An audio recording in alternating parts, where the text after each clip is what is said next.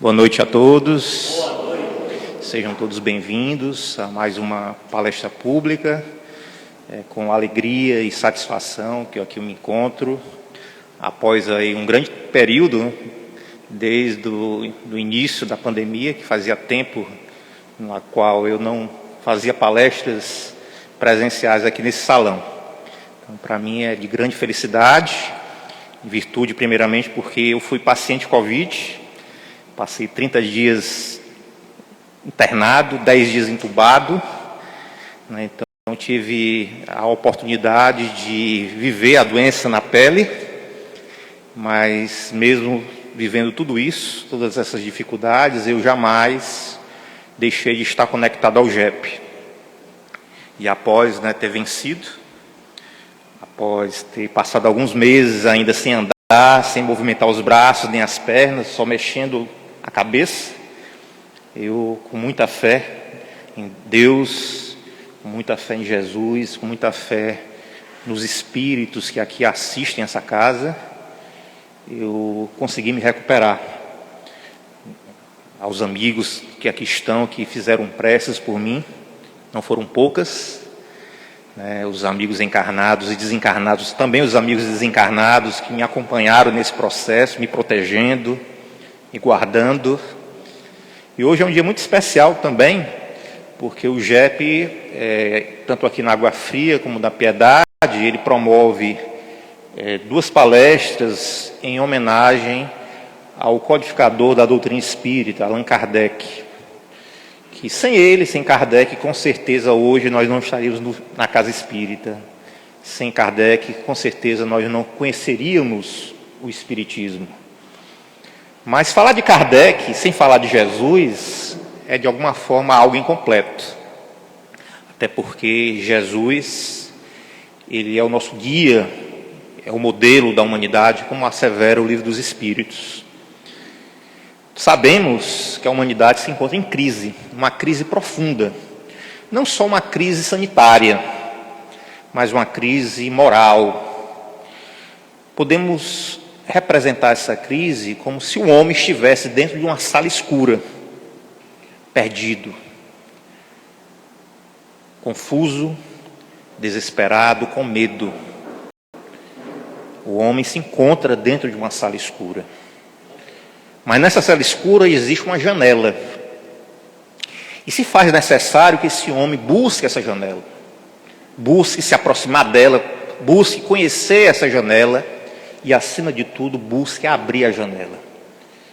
Abrir a janela para que a luz entre nessa sala escura, para que essa luz possa dar uma orientação, nortear esse homem que se encontra perdido, com medo, perdido de si mesmo, perdido com relação à sua identidade divina como Filho de Deus.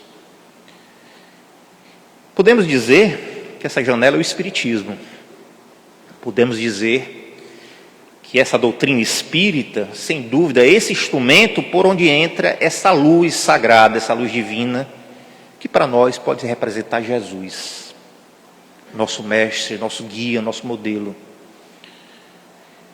E é necessário que o homem deva, e o homem somos todos nós, homens e mulheres, é necessário que nós abramos essa janela, que nós com perícia passamos a conhecer essa janela, conhecer o Espiritismo, estudar o Espiritismo, mas acima de tudo viver a doutrina espírita, que é o nosso grande desafio.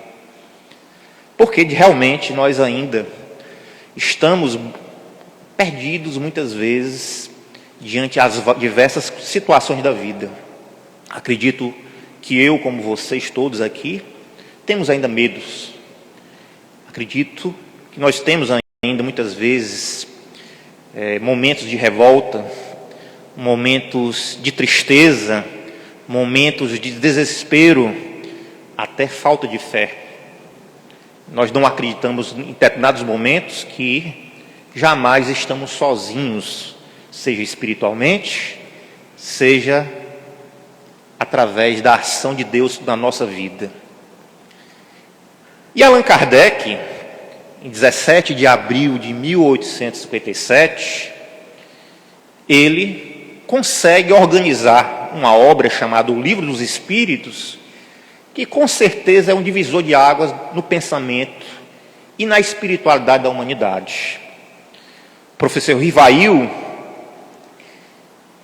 que depois passa a se denominar Allan Kardec, um francês, um homem da razão, mas um homem também profundamente humanista, porque em meados do século XIX, ele era um discípulo de um grande pedagogo suíço chamado Jean-Henri Pestalozzi. E quando criança, na Suíça, em Yverdon, na Suíça, ele bebeu de todo um conhecimento humanístico. Um conhecimento que era voltado a exaltar o ser humano, a humanidade. Mas uma exaltação não de uma forma apenas racional, mas de uma forma sentimental. A educação, ela deveria ser estabelecida através de um contato de ternura entre o educador e o educando. E Kardec, Rivail, no caso o professor Rivail, quando criança, teve acesso a essa formação educativa e se tornou um grande pedagogo, um grande bacharel em educação. E ainda novo, antes de se chamar Allan Kardec, se pode denominar Allan Kardec, ele se preocupava com aquelas criancinhas que pairavam no meio das ruas de Paris. Criancinhas que não tinham condições financeiras de cursar aquelas escolas dos nobres, mas também dos burgueses. E ele começa a criar uma escola politécnica, onde lá, como um indivíduo polímata, um indivíduo que tinha conhecimento em várias ciências, ele busca educar essas crianças. Depois, passa-se o tempo, torna-se um militar, e um pouco depois conhece, nesse período que ele era militar, ele conhece uma grande mulher, uma professora de música, uma escritora, chamada Amélie Gabrielle Baudet. Se apaixona. E os relatos contam que na sua vida toda ele amava profundamente Amélie. Recentemente, alguns pesquisadores da historiografia da doutrina espírita encontraram cartas, manuscritos de Allan Kardec, de Rivail, inclusive manuscritos que ele direcionava à sua esposa, onde ele falava, Mon chéri Amélie, chéri Amélie, uma grande mulher. Ao lado de um grande homem, nós temos sempre uma grande mulher. E ela acompanhou ele em diversas etapas da sua vida, até o momento no qual ele se depara, um homem que fazia parte de mais de 15 sociedades científicas, não era um acadêmico, como eu sou um acadêmico, não era acadêmico, não era da academia, não era da universidade, não era das faculdades, mas era um homem que vivia dentro de sociedades científicas. Daí, conhecia os grandes problemas científicos da sua época. E surge uma anomalia dentro do conhecimento humano,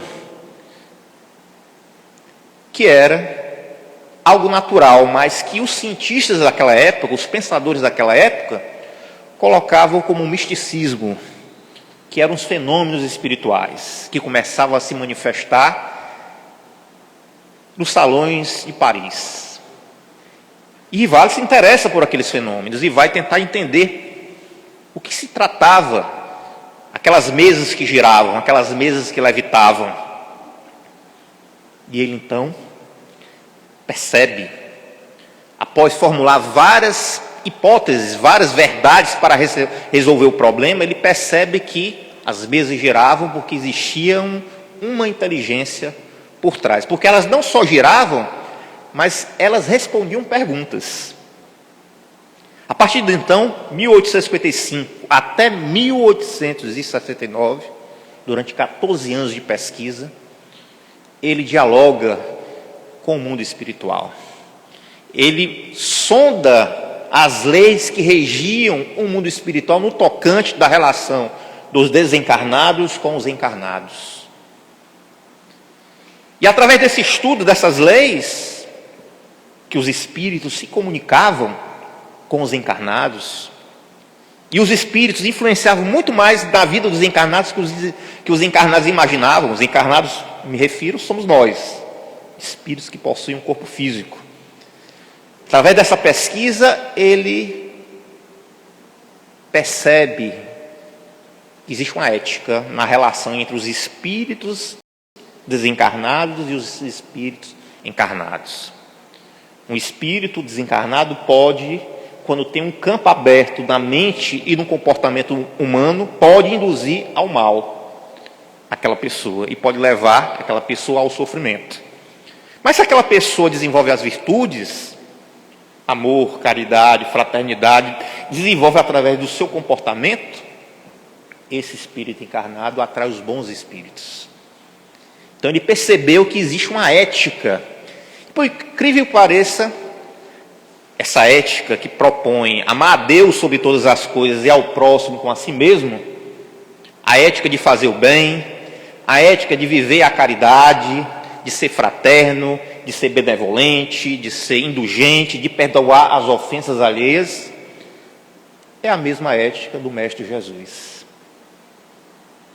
Então o Espiritismo com Kardec encontrou Jesus, não foi por meio da Bíblia.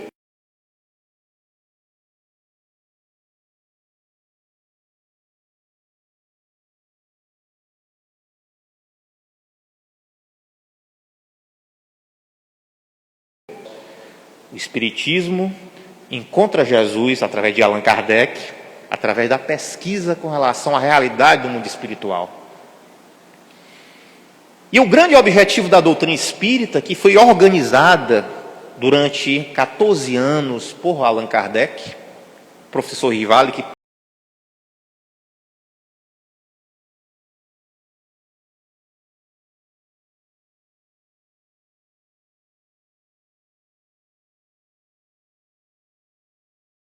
passa a se denominar Allan Kardec, é promover o progresso moral da humanidade. Sempre dizemos, que quando nós entramos numa casa espírita e começamos a viver o espiritismo dentro da casa espírita, nós mudamos, começamos a mudar certas coisas. Começamos a mudar os nossos comportamentos. A hora que você vai ser arrogante, você para e pensa, estou sendo arrogante.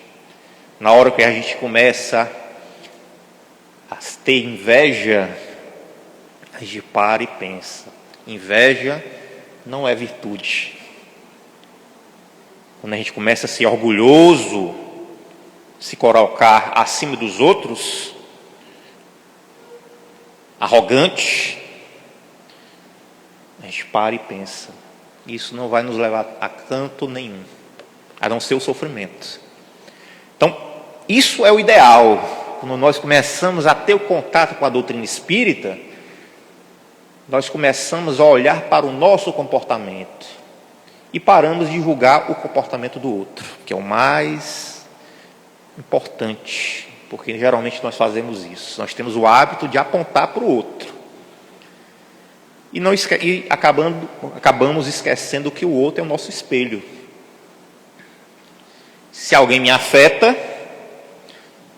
o problema não está no outro, está dentro de você que se afetou. O outro é um estímulo para o bem ou para o mal. Como diz um pensador, só você é responsável pela sua felicidade. Só você é responsável pelo seu sofrimento. O outro pode ser um estímulo para a sua felicidade e para o seu sofrimento. Observe Jesus, observe a história dele. Quando criança, recém-nascido, teve que fugir com o pai e com a mãe, porque existia um rei chamado Herodes, que estava se sentindo ameaçado com um novo rei que nasceria. E teve que fugir. Quando criança, viveu em terras distantes, provavelmente no Egito, uma outra cultura. E viver no Egito naquela época não era uma coisa fácil. Para um povo que não era egípcio, judeu, existia muita discriminação naquela época também com os judeus. Hoje melhorou muito, mas tinha grandes discriminações por parte dos egípcios. Voltou para a sua terra e, desde cedo, era uma criança diferente, pela sua ampla sensibilidade espiritual, de ver coisas que ninguém via, de manipular forças, energias que a grande maioria das crianças não tinha nem noção. Conta, por exemplo, do chamado Evangelhos Apócrifos. Em um deles, conta que Jesus tinha capacidade de tocar num objeto aparentemente morto, um ser aparentemente morto, e fazer com que o ser voltasse à vida. Que essa criança tinha capacidade de tocar pessoas doentes, tocava com amor, tocava com compaixão, e essas pessoas ficavam sanas. Então, quando nós estudamos os evangelhos apócrifos, que não são o evangelho de Marcos, Mateus, Lucas e João, nós vamos encontrar relatos de milagres, né? No qual convencionalmente as religiões chamam de milagres, muito antes de Jesus ter 33 anos, como a gente estuda geralmente nesses evangelhos canônicos. Então, observe Jesus, quando se torna o Cristo, quando ele tem um contato de forma muito mais profunda, através do batismo de João Batista, com a consciência divina, que jaz dentro de cada um de nós e jaz dentro dele, ele passa a ser perseguido por religiosos, por políticos, por militares, não só na sua nação, mas pelos romanos. Porque ele se via como filho de Deus e porque amava o próximo, como seus irmãos. Por trazer uma nova visão de mundo para aquela humanidade que estava profundamente escravizada em padrões de crenças limitantes. Jesus trazia a ternura do amor, a amabilidade, a amorosidade como o único caminho para levar a criatura humana à felicidade. Ninguém consegue ser feliz sem não realmente amar verdadeiramente. Amar de forma benévola, só fazendo o bem, porque ninguém ama verdadeiramente só fazendo mal. Ninguém ama fazendo mal, a verdade é essa. Amar com indulgência perante os erros dos outros. Lembre-se daquele momento, quando Jesus se depara com uma mulher que estava para ser apedrejada, pelo preconceito, pelo machismo do povo judeu. Ele se coloca entre a mulher e diz: atire a primeira pedra aquele que nunca pecou. Ele tinha autoridade moral, de um espírito puro, como nós aprendemos dentro da doutrina espírita, que quando falava, tocava dentro da criatura humana, reverberava dentro da criatura humana. Um espírito que tem moralidade, ele fala e você sente. Diferentemente de um espírito que não tem moralidade, você não sente nada. Assim somos nós, né? Às vezes nós brigamos uns com os outros, a gente fala, a pessoa fica com mais raiva da gente. Jesus tinha essa moralidade, falava e parece que algo ficava gravitando na mente, tocava profundamente. Atire a primeira pedra aquele que nunca pecou. Isso é um exemplo para a gente. Indulgência. Saber que cada um de nós tem defeitos, tem dificuldade, mas não nos cabe julgar. Não nos cabe jogar a pedra. Porque aquele que joga a pedra vai receber a pedrada também. Por uma lei que existe no universo, chamada lei de causa e efeito. Jesus nos ensinou a benevolência. Nos ensinou a indulgência. Nos ensinou o perdão das ofensas.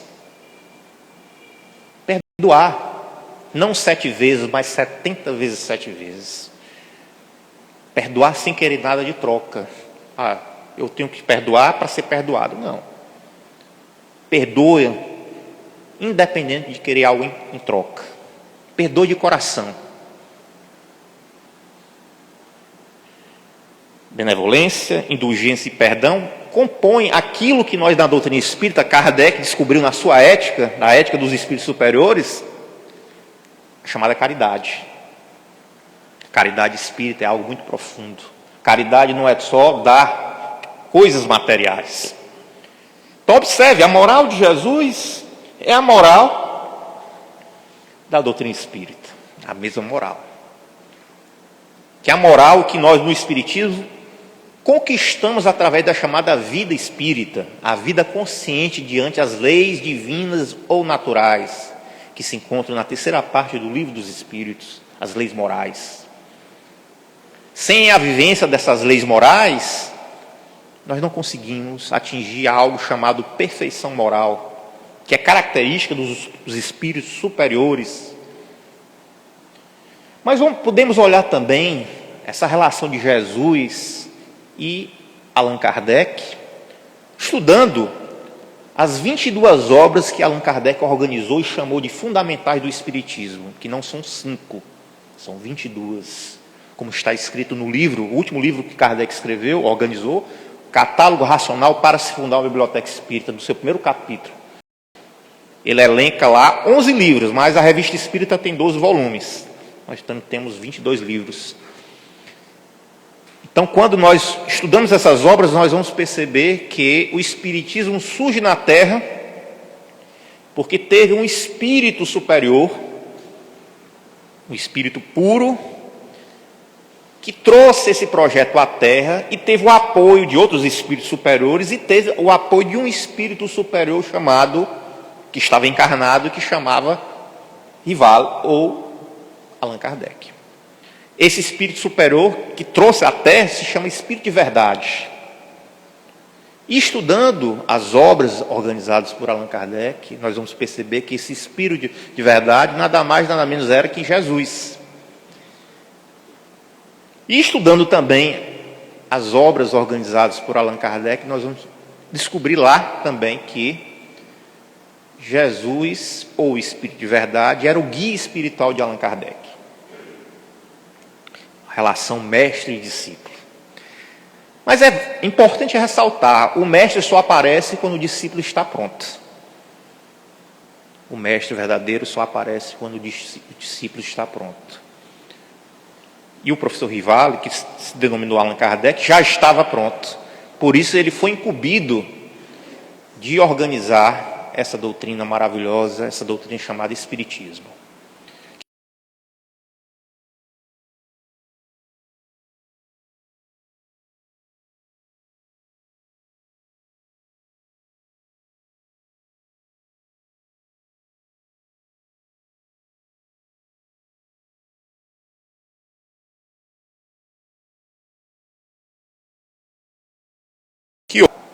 Vocês acham que dentro de casa é fácil? É mais difícil, né? Parece que a gente é jogado dentro de um contexto, né, que é difícil às vezes. Mas a gente não é jogado à toa. Dentro da ordem divina, nada acontece ao acaso. Nós estamos onde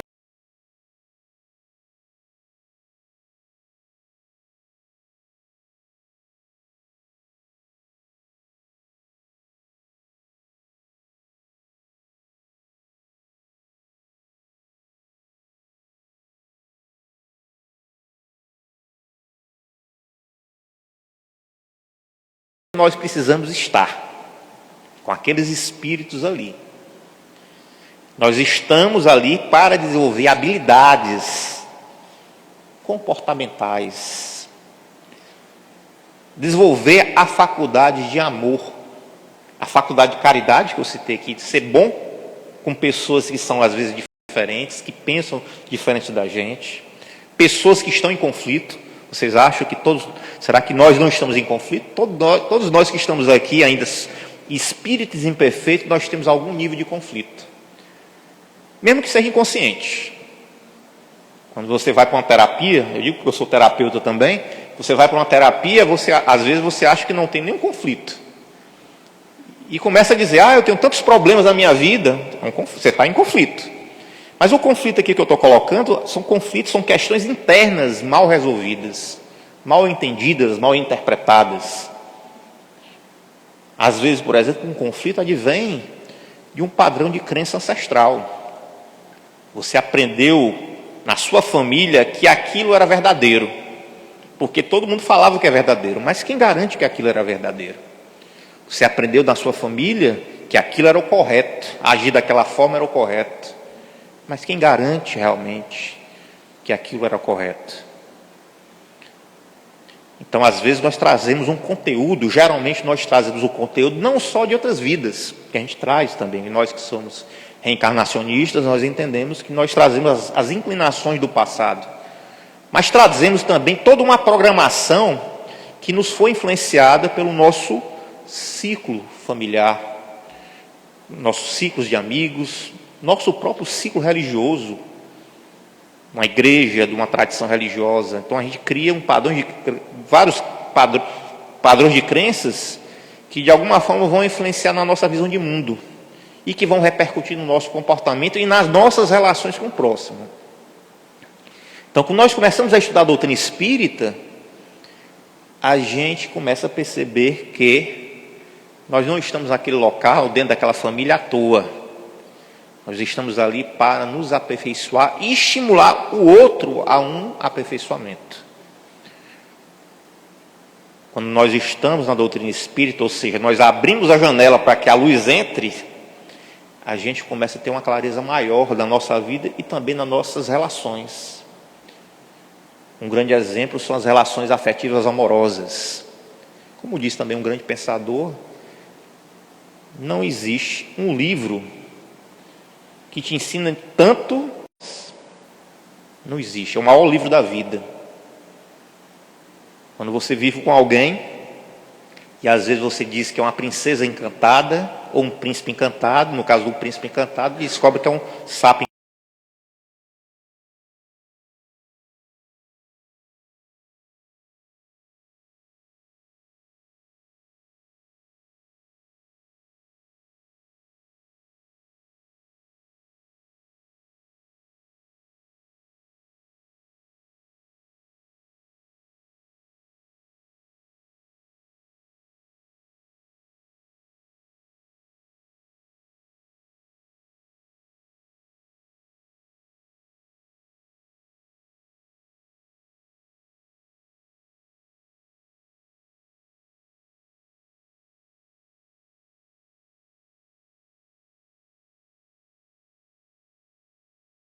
Com prudência as informações que vêm do mundo espiritual. Ter cuidado com aquelas informações, aquelas influências que chegam na nossa mente. Que os espíritos operam na nossa mente. Os bons espíritos operam na nossa mente, nos motivando a sermos felizes, a vivermos em paz.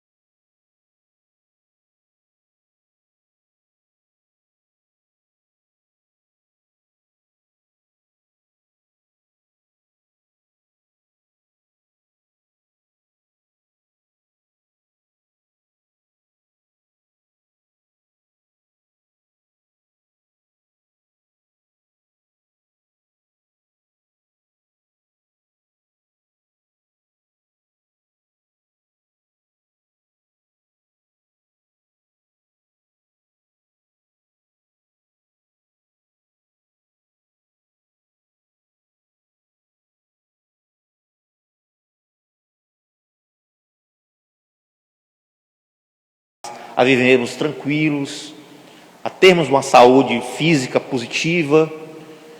Mas os espíritos inferiores não, eles nos insuflam a negatividade, nos insuflam a termos medo, a termos pânico, a ficarmos nervosos, a sermos violentos, a nos comunicarmos de forma violenta. Hoje na psicologia existe um campo chamado comunicação não violenta, nos ensina a nos comunicarmos de forma não violenta. Então os espíritos inferiores adoram insuflar na nossa mente a mesquinharia, a vaidade exacerbada, insuflar a maledicência. Será que nós somos maledicentes às vezes? Será que a gente é ganancioso? Será que a gente gosta de fazer jogos emocionais e comportamentais com os outros? Isso não vem de bons espíritos, meus irmãos. Isso vem de dentro de nós, das nossas más inclinações, que ainda existem, precisam ser trabalhadas, mas os espíritos inferiores pegam carona. O Espiritismo nos ensina a termos o chamado autoconhecimento.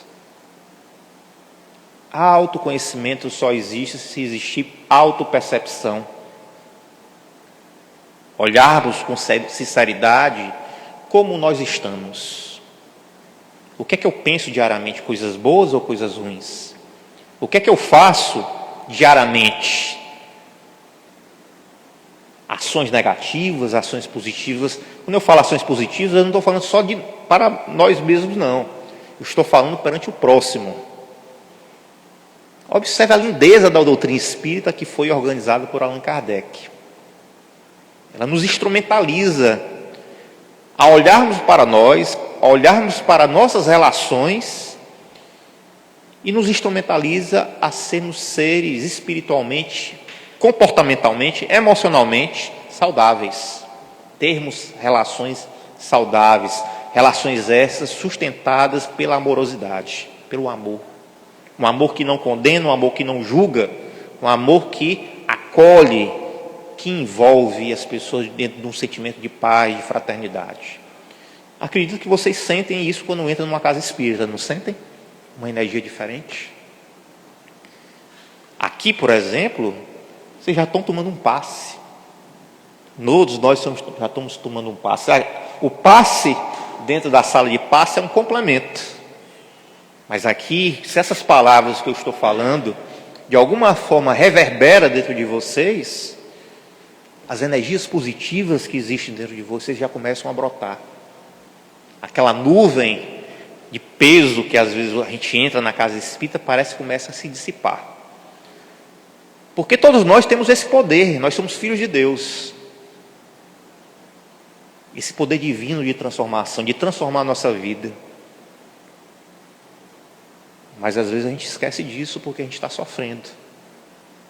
A gente está mergulhado numa nuvem de confusa, obscura de dificuldades da existência. Mas essas dificuldades têm um propósito pedagógico, de educar nossa alma, de fazer com que nós comecemos a olhar a vida não só uma realidade física, mas a vida é algo muito maior.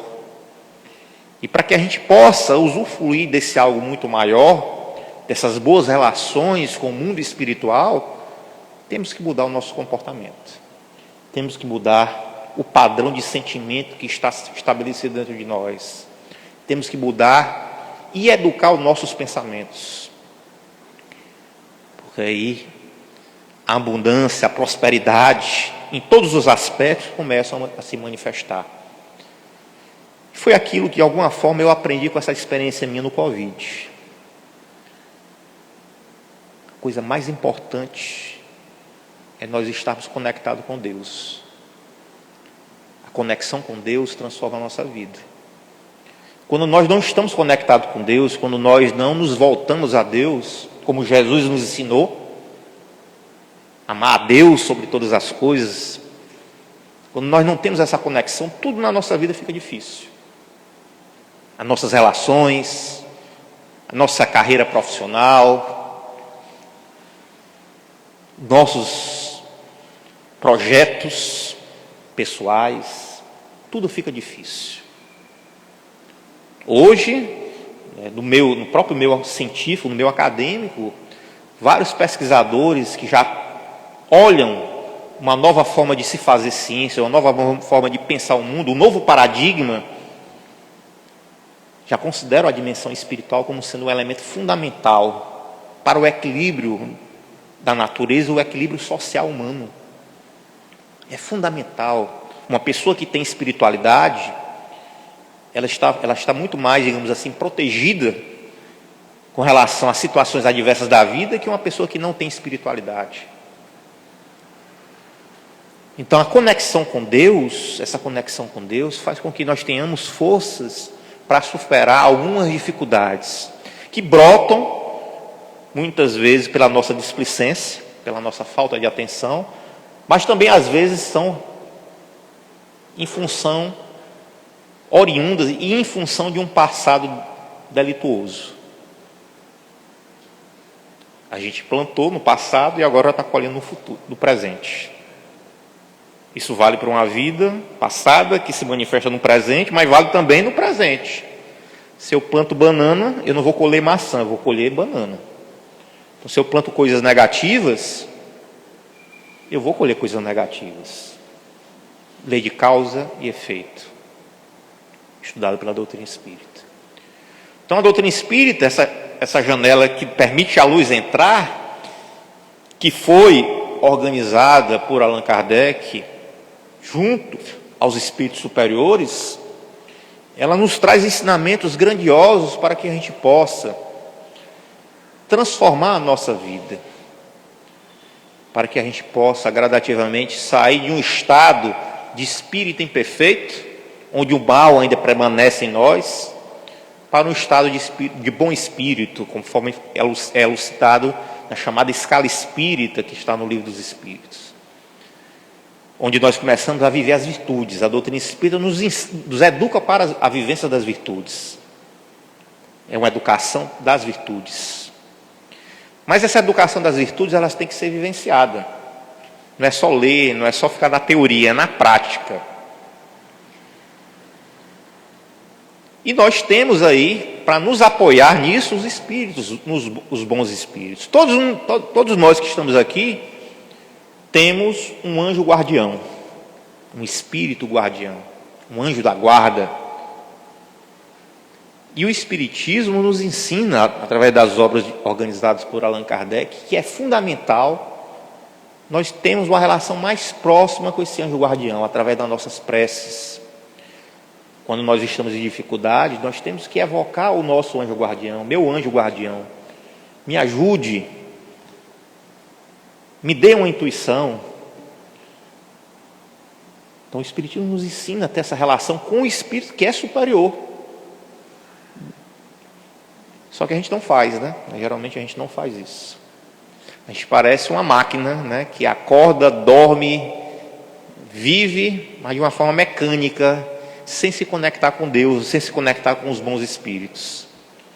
Então o Espiritismo nos ensina a ter essas conexões sublimes com os bons espíritos, através dos bons pensamentos, através dos bons comportamentos, através de hábitos salutares, como olhar coisas bonitas, escutar músicas saudáveis, ler obras edificantes moralmente.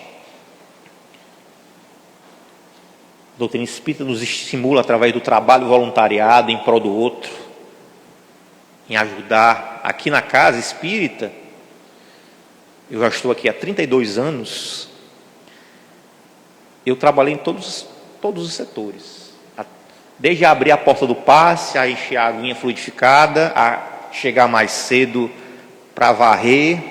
Hoje o JEP está numa fase maravilhosa, tem funcionários, mas na minha época não tinha.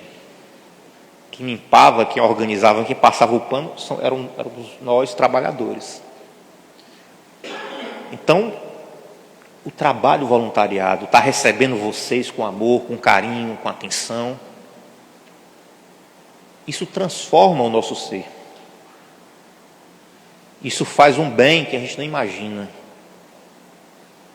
Mas não é um bem para que a gente seja reconhecido por vaidade.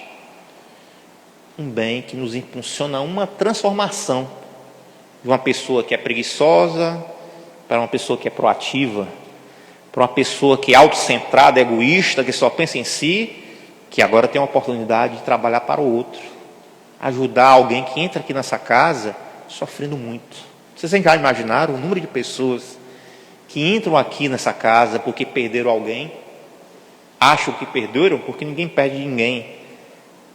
Morre o corpo físico, mas o amor permanece ainda, o espírito continua vivendo. mas pessoas que estão em dor, porque acham que perderam e têm o seu direito de sentir isso.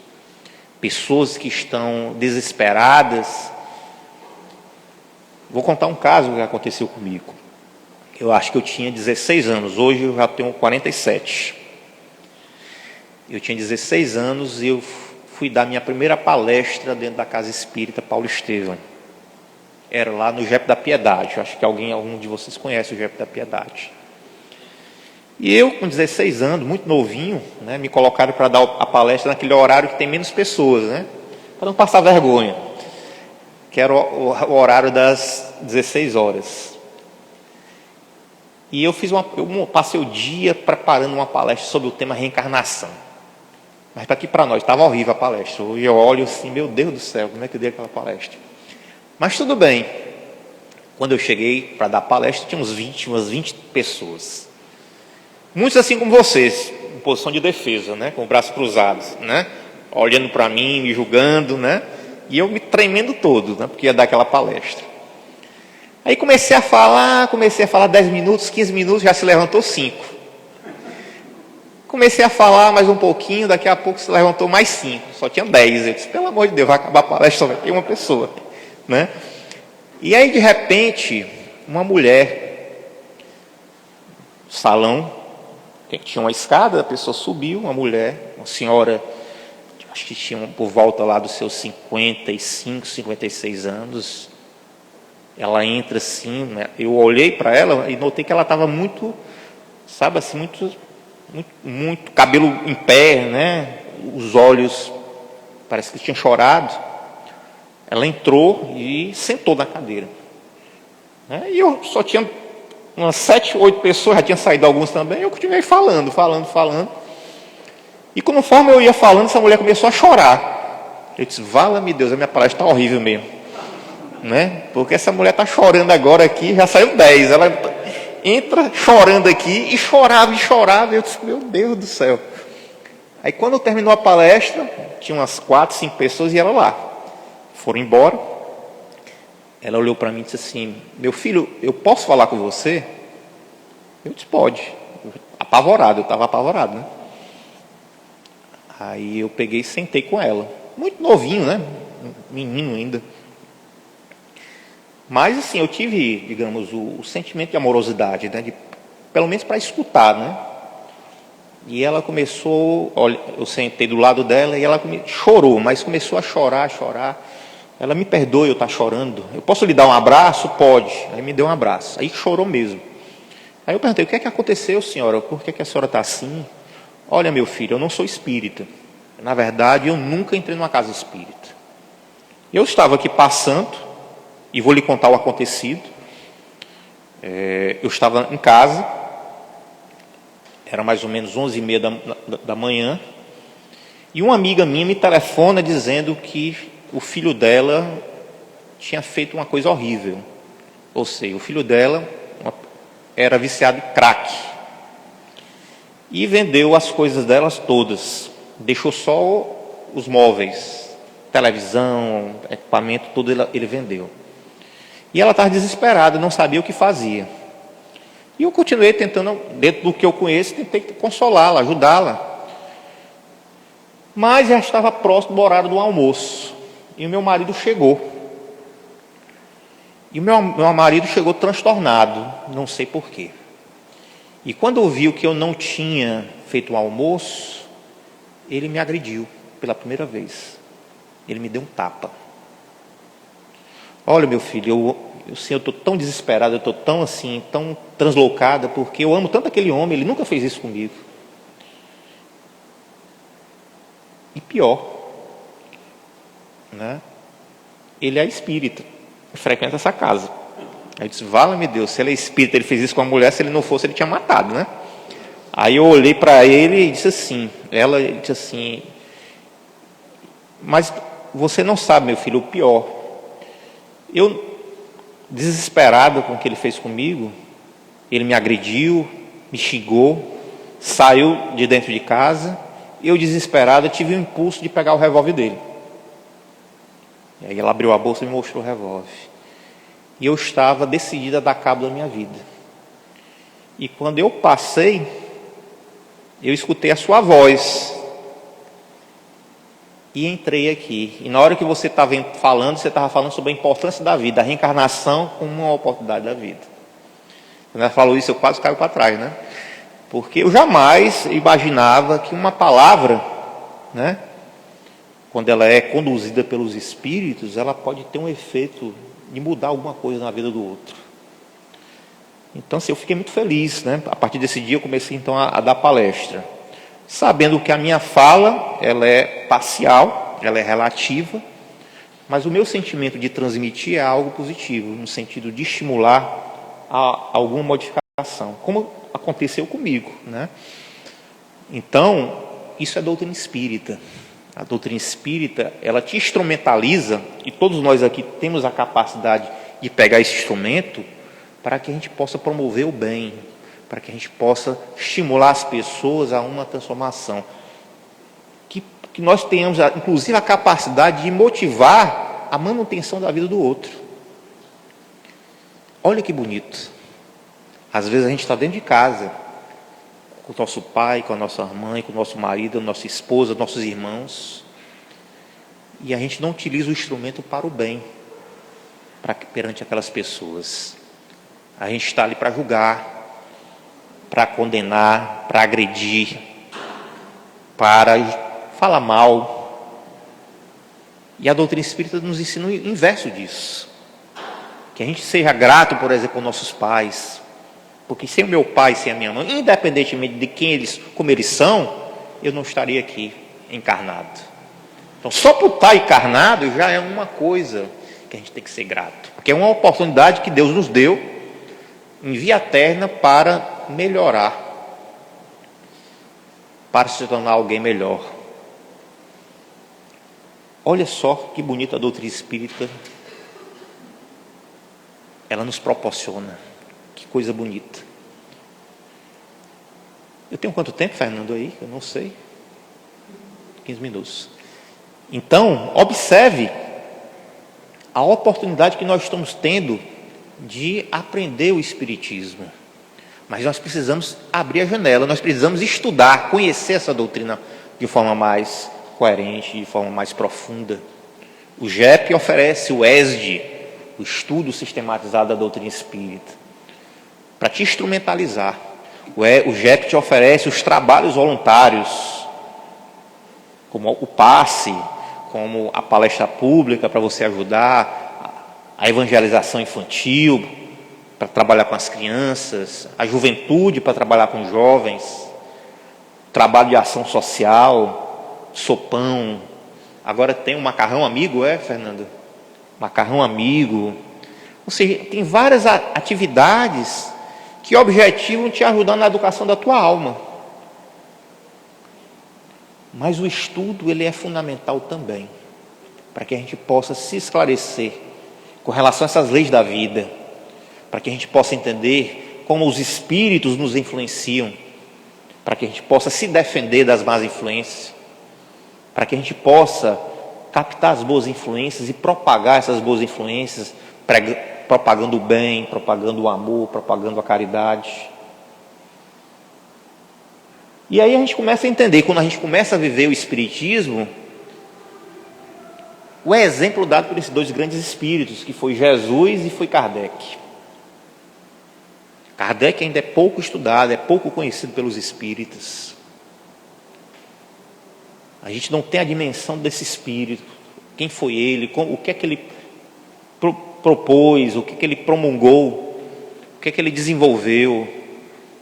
A gente só vai entender isso quando a gente estudar essas obras que ele organizou. O critério, a criteriologia, sabe, o amor que ele tinha perante as pessoas. Jesus nem se fala, né? O mestre Jesus deveria ser uma figura que nós estudássemos ele todos os dias.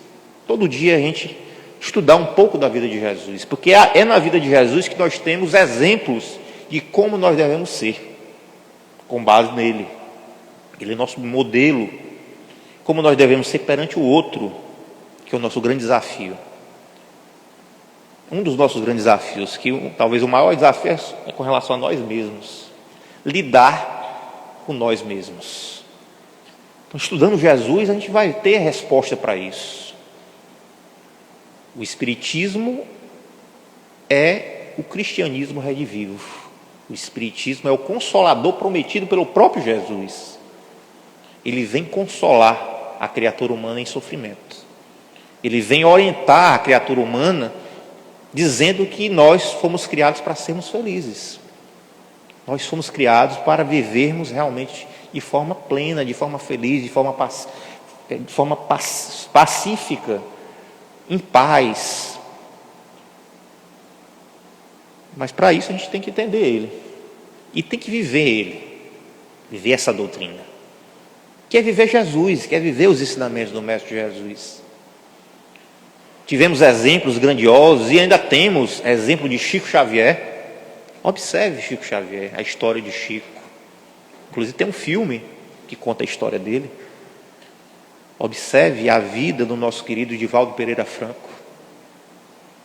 Quem assistiu o filme, quem nunca assistiu, assista o filme. Como é tocante. Então capte nessas figuras as coisas boas.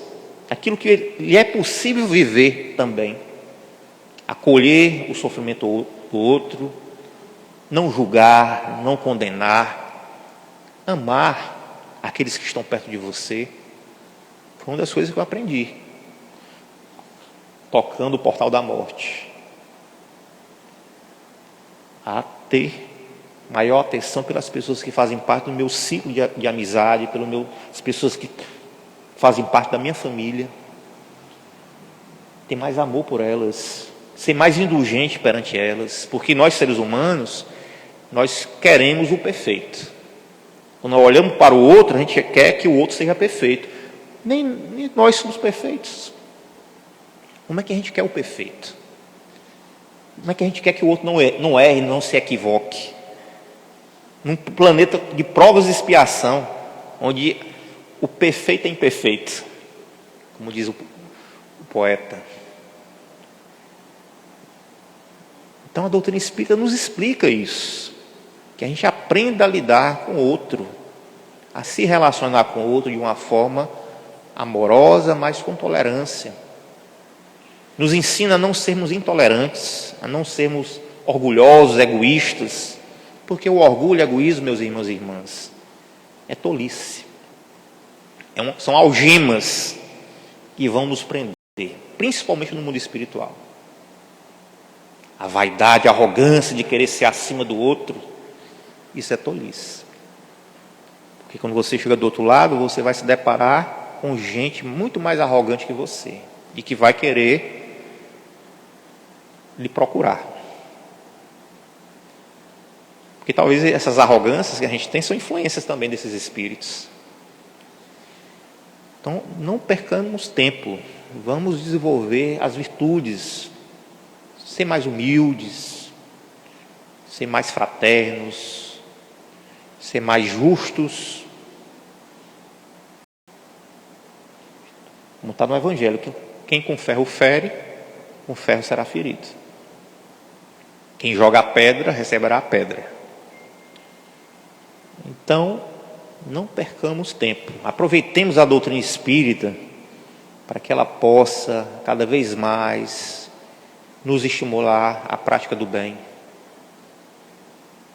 Que ela possa, cada vez mais, nos ensinar a sermos seres melhores.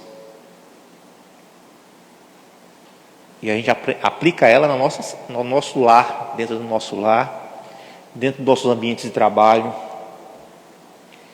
dentro do mundo fora da casa espírita, porque aplicar aqui dentro é mais fácil. Aqui dentro todo mundo é santo, parece santos, né? Mas quando sai do outro lado, parece que a coisa muda. Mas o nosso desafio, acima de tudo, está lá fora. Certo? Está lá fora. E tudo que a gente aprende aqui, a gente tem que levar lá para fora, através do nosso comportamento. Eu acho engraçado, onde eu trabalho, às vezes as pessoas me procuram. Sabe, você é espírita, né? Eu sou. Você vê espírito, você está vendo algum espírito perto de mim? Estou, você. Né? Né? Mas você, o que é o espiritismo? Aí eu começo a falar do espiritismo. Né? As pessoas geralmente buscam o espiritismo pelos fenômenos, né? Pela mediunidade, né? Pela curiosidade. Mas eu começo a falar do espiritismo com relação a esse sentimento de transformação, né? De tentar estimular aquela pessoa a ser alguém melhor, mais tolerante, mais indulgente, mais benevolente. O que eu posso fazer, vocês também podem fazer. Todos nós somos irmãos, somos iguais perante Deus.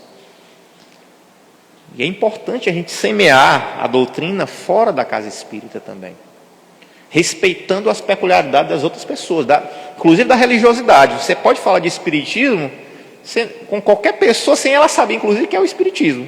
Se ela perguntar, você fala. No meu acadêmico, eu tenho amigos que são materialistas.